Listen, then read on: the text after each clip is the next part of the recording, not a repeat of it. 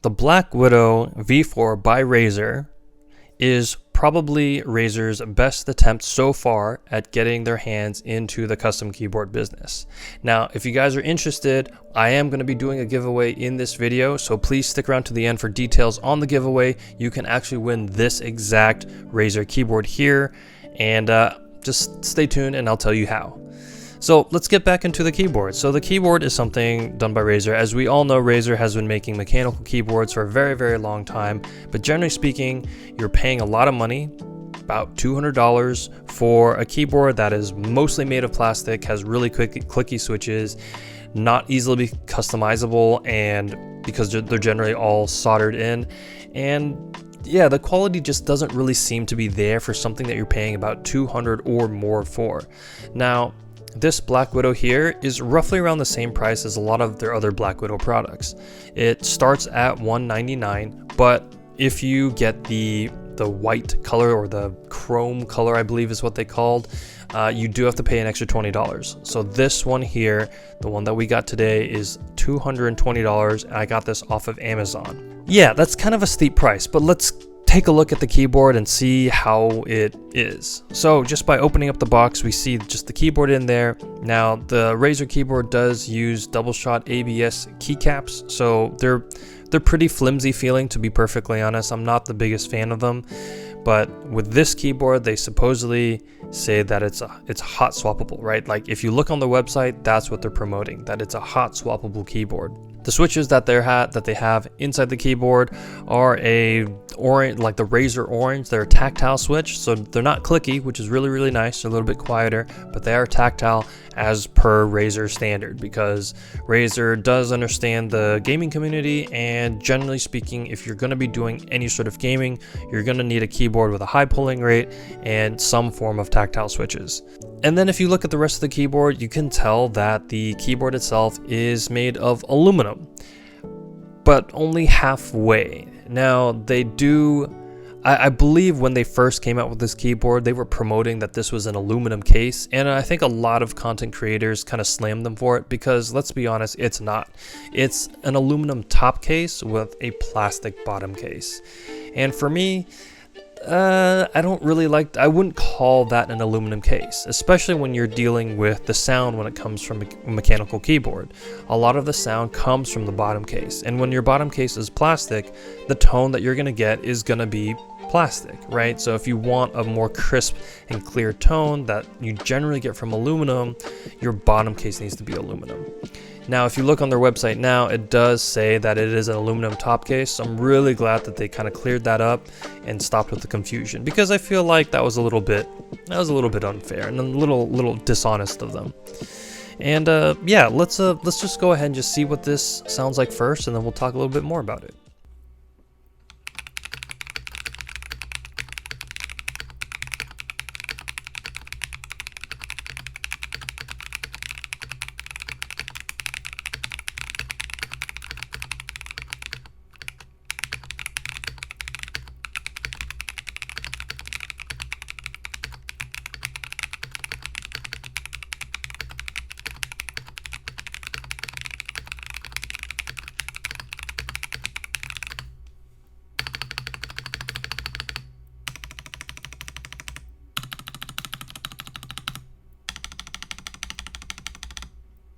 So I definitely have to say, I'm still not a huge fan of the way this keyboard sounds. It does sound like, I guess, thocky in a way, but to be perfectly honest, it sounds really dull. It doesn't sound like there's any sort of reverberation, which I generally like a little bit more in my keyboards. I do have to say though that the stabilizers definitely sound really, really good, and these are probably the best sounding stabilizers I've heard from Razer yet, which I think is really, really impressive. And whatever they're doing here, I feel like they need to start doing that for the rest of their lineup, and they need to just keep doing it. Because to be perfectly honest, the rattly stabilizer sound, it makes keyboards sound cheap. And unfortunately, a lot of Razer keyboards just sound really cheap, even though you're paying like $250, even sometimes $300 for this keyboard, and it just rattles to like no other. So this is a really good change. I really hope they keep up with it. as per Razer fashion, you also get some cool media buttons in the top right, as well as a scroll wheel. And you know, they like to always add in something like gamer or like some way of controlling your computer. Now, there is something I wanted to try today, and I wanted to try to see if I can make this keyboard sound better.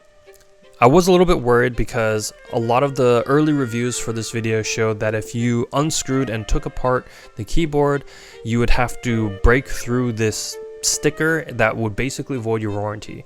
Interestingly enough here, when I decided to take apart this keyboard, there was no sticker. There was nothing on it saying that it would void your warranty. Now, granted, I did not read the manual, and it's very possible it says that in there. However, I feel like Razer probably listened to the community again and stopped shipping units with that sticker, which means that they probably, don't hold me to this, don't quote me on this, but they probably don't care now if you mod your keyboard and is willing to cover things under warranty depending on what is broken, right? So keep that in mind. But that being said, it was really nice to see that the keyboard comes apart really easily, right? It's just 4 screws on each side, 8 screws on the bottom. It just comes apart really nicely. And the thing that really surprised me is that the plate on this keyboard is gasket mounted. It honestly looks very much like the Zoom 65 gasket mounting style. You can't take off the pour-on gaskets. They're pretty much glued on. But that's okay, like, you know, don't need to take them off. And the plate is a PC plate, right? Now it feels a little bit different than the PC plate from, let's say, something like a Zoom 65 or a Tofu 65, but this is very much a plastic plate, and that kind of helps.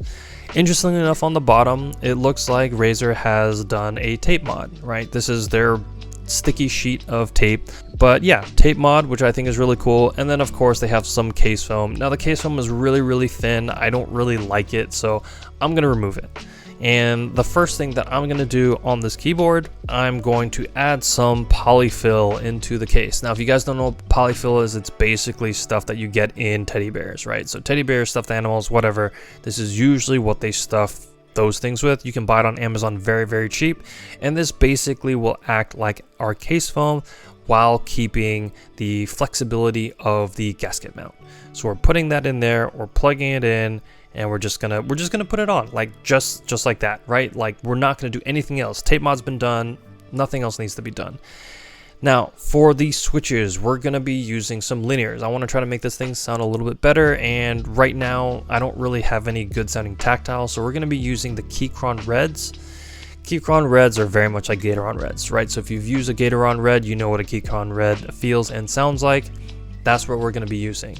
Now, as far as keycaps go, I did find a double shot PBT set on Amazon. There is a pretty cheap set, and to be perfectly honest, I did forget to make sure that it works with 75% keyboards, so I did have to utilize some of the old keycaps from the Razer. From the Razer itself. But you know what? I wanted to see how this sounded with PBT versus the ABS that the Razer comes with. And so yeah, after putting all that together, I also decided that I was going to lube the stabilizers a little bit. I just wanted to plug the butt. That's it. Because there's a little bit of rattle, I want to get rid of it. So just plugging the butt just a little bit. And yeah, let's just see how that sounds out.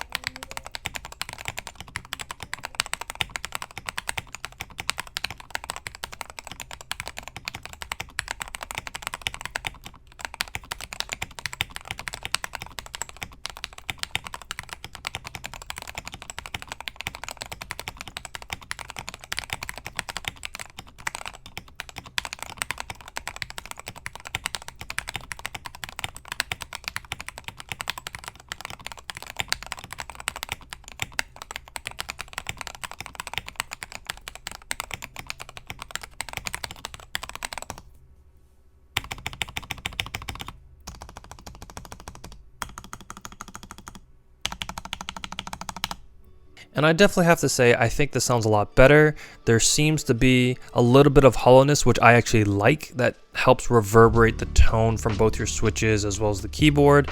I think the polyfill is doing a very good job here. The PBT helps to kind of lower the tone a little bit. And yeah, I think lubing the stabilizers, like plugging the butt a little bit like that, I think helped a lot with the stabilizer performance. Like, there's almost no rattle now, and it sounds way better. And I think it's really, really good, right? And I think Razer has kind of done something pretty good here. I like the fact that they've given us something that we can modify, something hot swappable.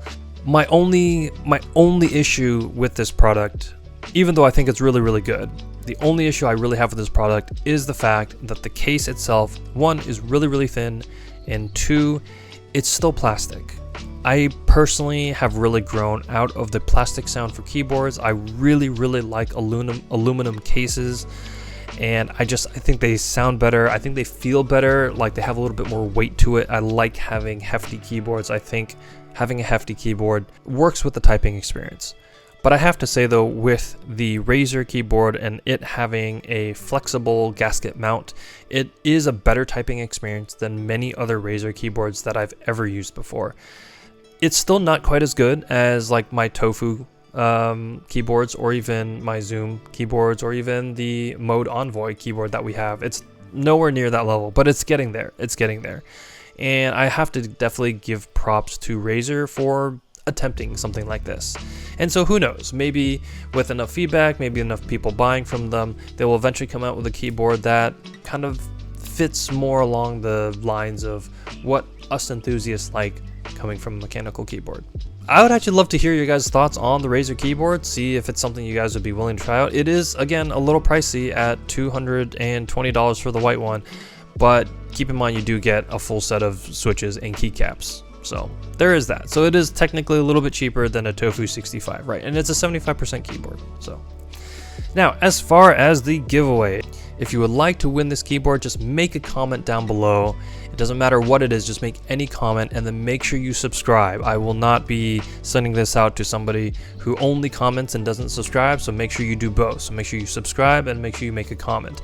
You will be winning this exact keyboard with these switches, with these keycaps, and you'll also be getting what comes in the box. So the original Razer oranges and the original Razer keycaps. So you'll be essentially getting a brand new set of switches and keycaps and in this giveaway. So I will be running this giveaway until December, and yeah, we'll be doing a drawing then for Christmas and New Year's, and we'll see who gets a nice Christmas present. And yeah, so I hope you guys enjoyed the video. Hope you guys enjoyed the review of the Razer Black Widow V4, and we'll see you guys on the next one.